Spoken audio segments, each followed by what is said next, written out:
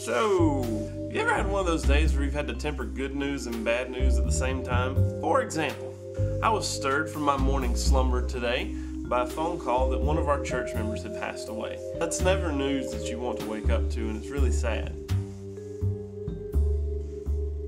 On the other hand, after I received that news, I looked on Twitter and found out that the Braves traded for Justin Upton, thus solving the left field conundrum that the Braves were possibly going into spring training with. Now I know that these are on opposite ends of the spectrum, and in most cases it would be easy to be able to temper between the death of a loved one and baseball news.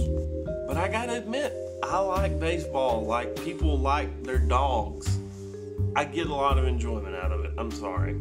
So for me, there has to be some sort of balance, and my question today is, how do you temper that balance between joy and sorrow? So, I mean, do I display more sorrow today for this grieving family and just deny the joy that I'm feeling inside of my heart? Or do I meter out my joy in short bursts and kind of a sort of a private moment and just act normal the rest of the time? I'm reminded of what Paul says in Romans 12 when he says, "Rejoice with those who rejoice and weep with those who weep." I know that's a very simple verse, but it's the truth. We will experience both of these emotions in the course of our lifetime. And there is the possibility that you're going to experience them simultaneously at some point in your life. And I don't know how to explain how that happens. It may not be baseball news and death, for you, but for me today, it was. And I didn't know how to act. I guess the best thing to do is to know when to express the needed emotion and when not to express the other.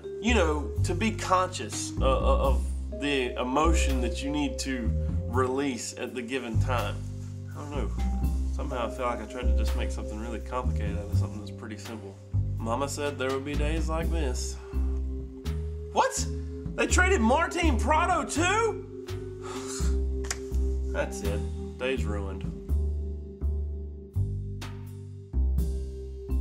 In all honesty, my heart does go out to the family who lost their loved one today. I'm not going to mention their name here in this video, but I do want them to know, if they were to come across this video, my heart is truly sorrowful for your loss. It's never easy to lose a loved one, so my heart goes out to them, my condolences to them, and I'll see you guys next week.